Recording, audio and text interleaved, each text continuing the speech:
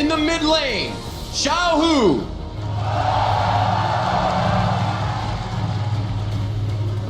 At 80 carry, Uzi.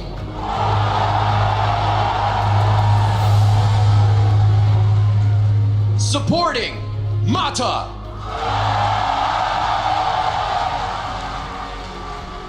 Their sub at 80 carry, Whoosh. And the LPL's Royal Never Give Up, Coach Fly.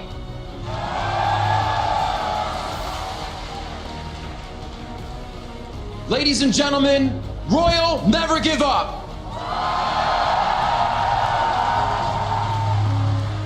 Now, let's meet their opponents for tonight's quarterfinals.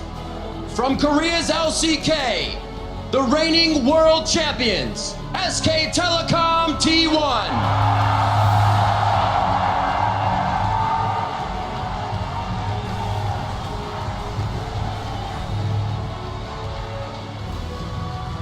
In the top lane, Duke.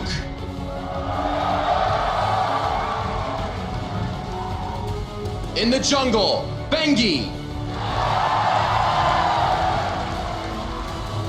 At mid lane, Faker.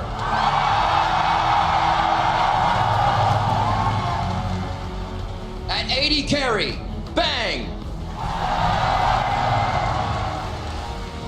At support, Wolf. Their sub at the jungle position, Blank. And the coach for SK Telecom T1, Coma. Ladies and gentlemen, SK Telecom T1.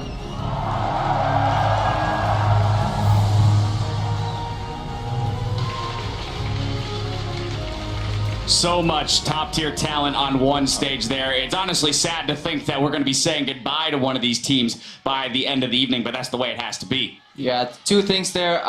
One, it must suck walking up next to Faker, because he's always going to get a louder cheer than you, and I love that the crowd was at least cheering for both teams. Yeah, and you really realize during the introductions there how many of the best League of Legends players we've ever seen are going to be playing against each other today. It's a really hype matchup. At the end of the day, this is a rematch of the MSI semi-final as well. A lot of history between these players, a lot of World Finals appearances at least as well, so lots to be excited for. And of course, this is following our first quarterfinal that happened yesterday, where Samsung Galaxy took their next step towards the Summoners Cup, defeating Cloud9 and qualifying for the semifinals in New York City. Yeah, and we had questions about Samsung all year really, whether they were going to make it to Worlds, whether they could perform in their group, whether or not they could deal with being favorites instead of underdogs. Resoundingly, they've answered every single one of those questions because yesterday was dominant. Yes. I mean, you looked at the research, right? You looked at, okay, this is the reason why Samsung should be in control of this match, but you never knew. There's such a small sample size, especially with Core JJ, that things can always go different under the lights in the quarterfinals here in Chicago, but it was Samsung very much getting over whatever kind of mental games there were and putting Cloud9 away. Yeah, and just superb consistency from Samsung yesterday. The way they could close out games, it felt like they were never under pressure when they were playing. No erratic decisions, taking calm and collected. They didn't fall far behind in the early game, especially game 2, that one team fight that won it all with the cannon flank. It just showed that they were just a single level above Cloud9. And in specific, we've got to talk about Kuve in that top lane, because we had some question marks around him, and looking at Impact as one of the top performers for C9, and Kuve dealt with it phenomenally. That guy just was so fun to watch. The way he stopped teleports, he already showed that he could perform on mages, on the Cannon Rumble, the Echo, but then he whipped out the Poppy and he was stopping teleports left and right, flash-eing people into walls. Super satisfying to watch. Exactly, one of the best performances we've seen from him, but also, we talked so much about Crown on the Samsung team. Yesterday, we saw so many other individuals shine. Core JJ's support was incredibly clutch in so many situations. Even their 80 carry was so successful. Why am I blanking on the name all this second? Ruler was so dominant in that Caitlyn game where he was able to flash into the end of some of those team fights. Everyone on Samsung stepped up. Even in lane, Ruler was consistently walking up. Once he saw the skill shot kind of go left or behind him, he was like, I'm just going to walk in your face and trade. And these guys were known as playing a sustained bot lane, not the best players, but they really outperformed. All right, well, that's all behind us, though. Now it's time to turn to tonight's series. Royals support Mata claimed that his club could take down the defending champs if they had Uzi. Well, gentlemen, now they do. They do have Uzi. He also said that many months ago when the rest of his team was playing very well. And since then, World Never Give Up has shown some inconsistencies. Yes, Uzi has looked good with Matcha in some situations, but Xiaohu, MLXG, Looper aren't playing at the level they necessarily were in the spring, and it doesn't seem like they've been able to put it all together. Yeah, that's obviously because they replaced Whoosh with Uzi, but that changed an entirely different.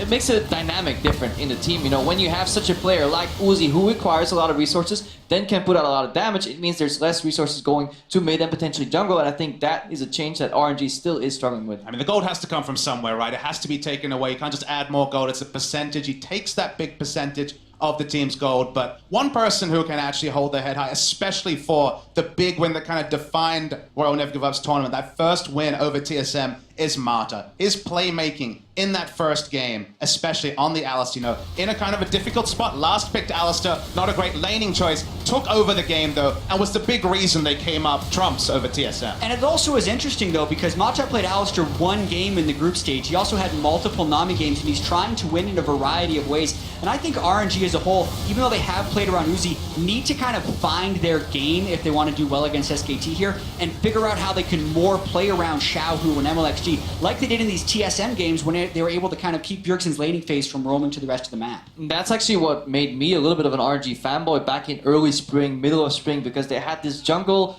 mid laner synergy that was so satisfying to watch. They made kills where I couldn't even see the possibility of it being there with MLXG and Xiaohu, and right now they have tournament-defining players in a Mata and in an Uzi, but I feel they kind of put the crux of what RNG was in the shadows with that jungle support synergy. I mean, ironically, it was the jungle support synergy that got them over the line over TSM in that second match that basically qualified them for this stage. Specifically, it was the Aurelion Soul roaming around with MLXG's support, making plays, getting that triple kill for Uzi, and they looked in control from there. Yeah, and we always talk about RNG's ceiling and how good they could be, but it doesn't really matter how high your ceiling is if you can never reach it. If you don't have a ladder to actually get up there and paint, it's just going to be this ugly, decaying ceiling all the time.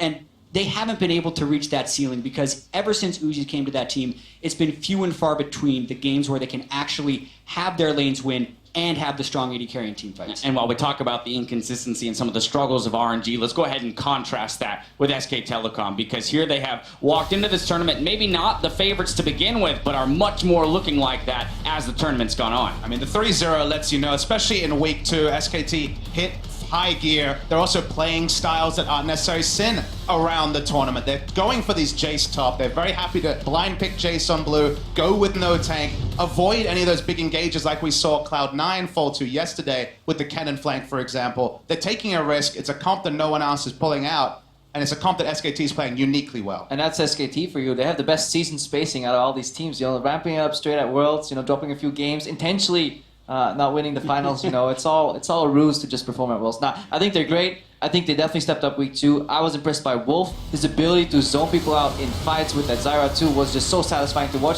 SKT much better in week 2.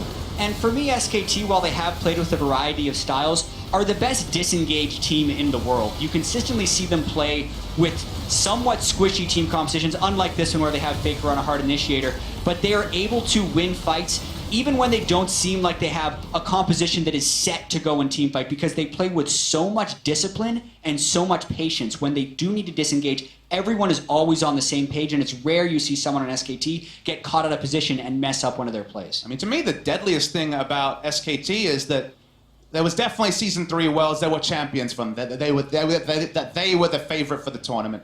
Last year, definitely the favorite for the tournament. This year, very few people pre-tournament were predicting them to be the favorite. And that's why they've had a little bit less spotlight. People are looking to the Rocks Tigers, who maybe tripped up in the spotlight, you know, calmly in the shade SKT's built. And now I think a lot of analysts come the quarterfinals have SKT as the strongest team in the tournament. Yeah, they're definitely with a very large chance to win. I think they were probably second or third in a lot of people's rankings. But Karpo, I want to go back to the point you made earlier where you say they had the season spacing in jest. But we play really long seasons in esports, especially for the best teams. Someone like Faker is in a competitive tournament almost every month of the year. So the fact that they have peaks and valleys is expected, and they're very good about making sure they're peaking at exactly the right time, taking a break right after they got eliminated in the LCK summer split, and then ramping up through the splits and through the tournaments. They always seem to end stronger than they start. And that ties into, for me, their biggest strengths in international tournaments. It's their week-to-week preparation. they have looked weak at points into international tournaments, especially MSI week 1. Everyone's like, is it over for SKT? Then they go back to the drawing board. They have to prep for way fewer opponents, put everything on a single match, and they come prepared. They are ready for every single big ban scenario. Yes, they have innate weaknesses in a team. Every team at Worlds has them, but they seem to be very aware of them and play around them very well. I mean, the only unique thing this time is that SKT lost their last regular season game against Longzhou, looked a shadow of their former selves. Very disappointing performance. They only played one best of 5 in the postseason, lost to KT Rolster, obviously. A big upset there. So it wasn't the same story where they were starting to ramp up right at the end. This was the first time where you're like, I don't know where SKT's at. I don't know where their jungle's at. I don't know where a lot of SKT's at. And they've answered those questions preliminarily, but the best of 5 stage is where those questions get answered for real. Yeah, and if we're still talking about pre-tournament expectations, the big weakness that people were trying to pinpoint for SKT was in that jungle slot. Hey, we're juggling 2 different guys. Blank, how's he going to perform on that world stage versus, Bangi just subbing in? And is that kind of switching of synergies going to cause any issues? I don't know if it has so much yet, but what are your thoughts on that one, Jet? I think when you have lanes as strong as Faker and Duke, the jungler doesn't necessarily need to excel. And I definitely do feel like if you're going to try and find a weakness in SKT, it's going to be in the jungle position. It hasn't actually knocked them out of the tournament.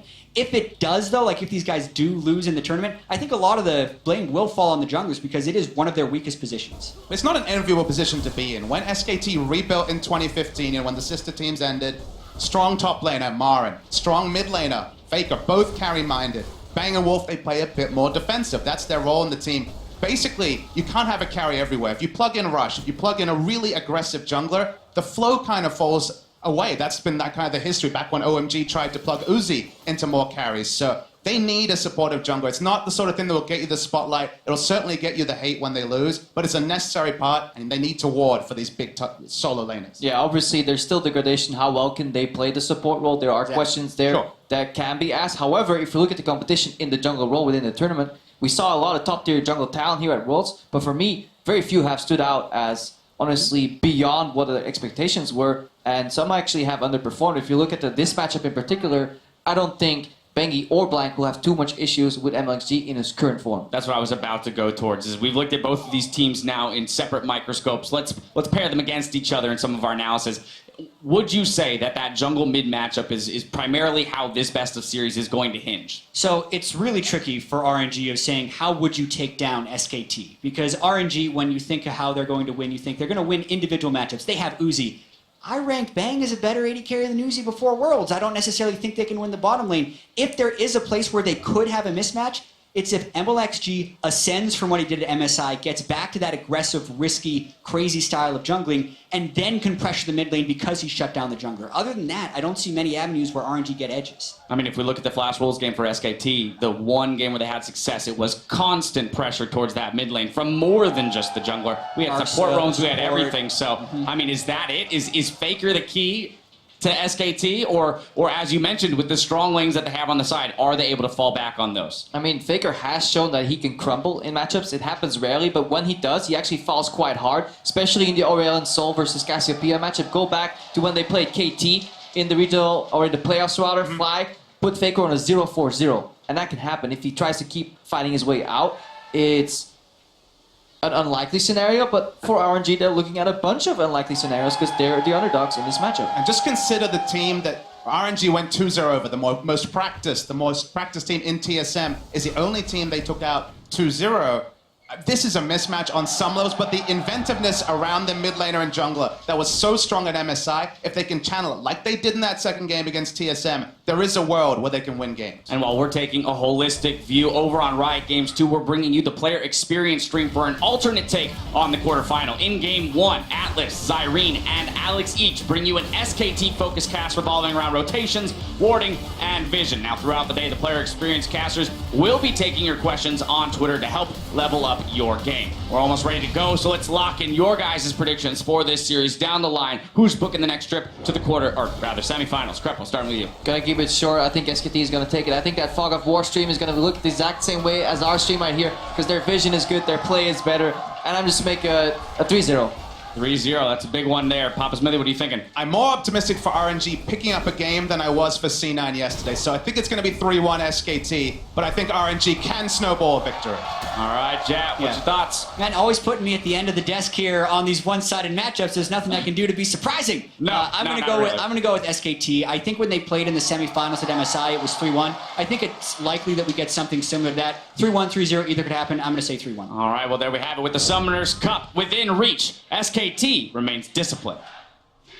많은 분들이 저희 팀은 그냥 이기는 팀이다 뭐 이런 식으로 생각하셨을 것 같은데 사실 저희 목표는 생각보다 많이 소박하거든요. 그냥 후회 없는 경기를 하고 싶은 마음이 가장 컸었어요. 그냥 작년부터 올해까지 쭉 이어졌었는데 이기든 지든 그냥 좋은 경기력으로 그냥 팬분들한테 뭐 즐거움을 선사할 수 있다면 그냥 저희가 그것대로 만족할 것 같아요.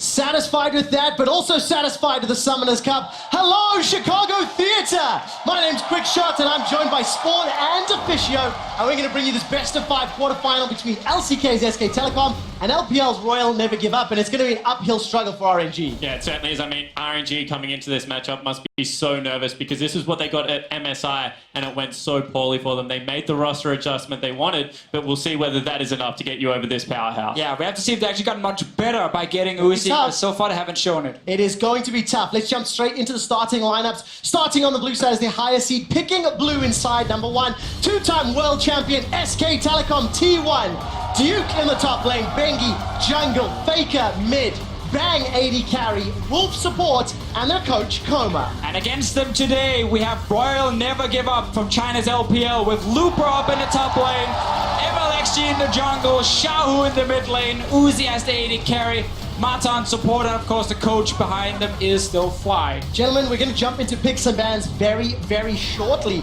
What do we anticipate, maybe expect to see as far as options for both of these teams? Well, when you have a look at how the LPL teams have approached this world, there's been a lot of jungle pinches, and they play a wide array of champions. MLXG is yet to double up yet. He has a bigger champion pool than both the two SKT junglers. So if I was going to predict anything, which is so hard in a best of 5 because they've had a very long time to prepare, I would say a jungle pinch is possible in this game. Yeah, basically we were talking so much before the game about how can RNG win. That's the big story coming into this game. And we looked kind of two different strategies. There was the one where you try and camp the mid lane, get Faker behind, and Xiaohu can now roam towards the bottom side or the top side. Or there's a strategy of just picking a super strong 2v2 bot lane, get that Nami for Mata again, try and beat Bang and Wolf. So really this pick and ban phase, we're going to see very quickly which of the two strategies they're aiming for. Yeah, and either way, I think that RNG want to play a quicker game than SKT because SKT, in controlled, long, drawn-out laning phases, are just so good at punishing those mistakes that you see out of teams that play the same style as RNG. All right, we'll find out what decisions they go into. We did catch a quick glimpse of SKT. Bengi is resolving a keyboard-related issue right now. Our tech guys are on stage. The moment that is resolved, we will jump into picks and bans. And the crowd, they lost it when Uzi was on stage. I want to jump into one of the stories that the analyst desk was talking about. The amount of talent in every single one of these lanes. They are some of the world's best in terms of per role players. And there's a lot of pressure on them to show up. I mean, if you have a look at the access you have to players in the LPL, you couldn't piecemeal together a better team than what RNG currently have. So many skilled, young, Chinese, native, talented players. And then you add Mata and Lupa, both world champions in their own right. And you somehow steal Uzi mid-season. This team is legitimately, on paper, so damn good. But that's it on paper, right? Exactly. That's the fantastic thing about LPL is like how good the players can be on paper, but then in-game when we have communication issues, you can maybe talk about some attitude differences from the teams as well, or on these teams. And that's where you suddenly don't see the players shine as much as you want to. We also have to look at someone like MLXG, a guy we hyped up so much coming into MSI, who showed up at MSI as well. Haven't really done too much in this summer split, has struggled, especially in playoffs. Struggled in the group stage as well, so maybe he's one of the guys that we overhyped a little bit beforehand. Or he can actually show up big time here because he should be a better jungler than Bengi and Blank.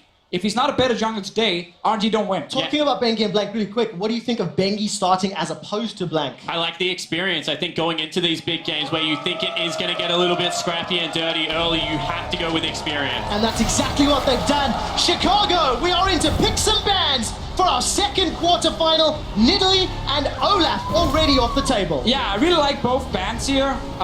In a way, I hate the Nidalee ban, but I like it because Bengi is your jungler and he can't play Nidalee, so you have to ban it. Olaf is because when you have a jungler who's maybe not the strongest early game, Olaf is such a safe pick. He just gets you into that late game very quickly because he's such a good skirmish jungler. So they remove it. And Spawn, you talked about pinching the junglers. RNG's doing it. Yeah, and this is because they're getting rid of all semblance of early game threat that can come out of Bengi. They want to take him late. MLXG thinks he's a better team fighter than him. See whether it works out. Yeah, and also, Bengi's only played a few games here at Worlds. He played Olaf, he played Elise. Those were the picks for him. Now he has to find something different. We looked at his solo queue account. There was some Zac, some Nunu in there, so maybe he surprised Some us. Nunu? Yeah. Some Nunu as well. Maybe we'll get Willump and the Yeti out there, but I don't think so. Rek'Sai still up in the pool. Syndra and Ryze, the last two bans. What is considered first pick worthy here? Karma has been a default for SKT, and look at that, nearly insta-lock. Yeah, it's 100% pick a ban versus SKT. Whenever it's been open, they've picked it and moved it down to support. This does, however, open up for Mata to go Nami if he wants to win the lane, or Alistar if he wants to roam. And this is what we expected. Leave the Karma up if they leave the Nami up, because both of these respected supports think they're the best in that position. So they're actually, in a sense, getting what they want off the back end of this draft. And we almost have to question these SKT bans. Your mid laner is Faker, the greatest mid laner, the greatest player of all time. And you ban Syndra on blue side. You don't even want to first pick it, even though so many mid laners has been so impactful on this one champion. They decide to remove it. Then you have the Nidalee, because Bengi is your jungler. Two power picks normally banned on red side, removed by SKT. And the other thing about the Caitlyn ban is we're saying that RNG need to win this game early. Sure, it's a dominant lane, but just when SKT ramps up is when Caitlyn has her first real trough. So I don't even agree with the third ban. Time and time again in the LPL, it proved that when they locked in Caitlyn, they play bottom side, and you can punish that.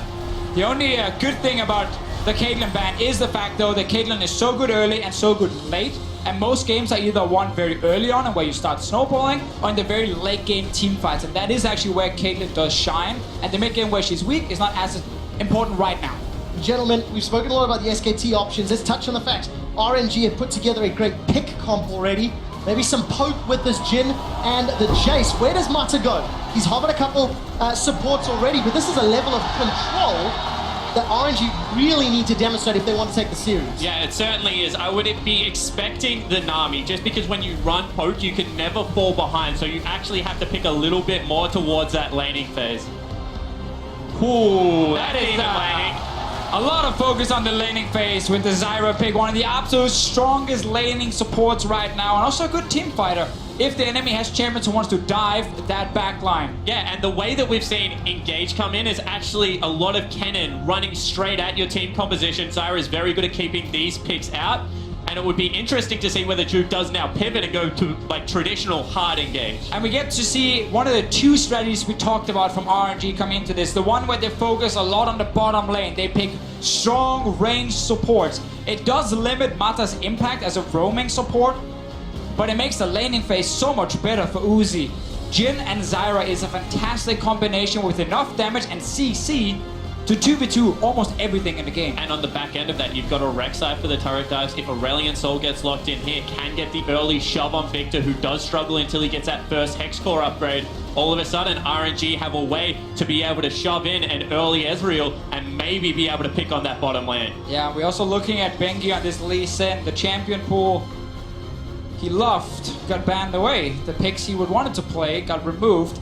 And Bengi Lee Sin, I have a little bit of a love-hate relationship with it. I've had moments where I liked it, I've moments where I absolutely hated it, because he's not the most mechanically gifted player in the world. And if you want to be a big playmaker on Lee Sin, you need great mechanics in a game like this.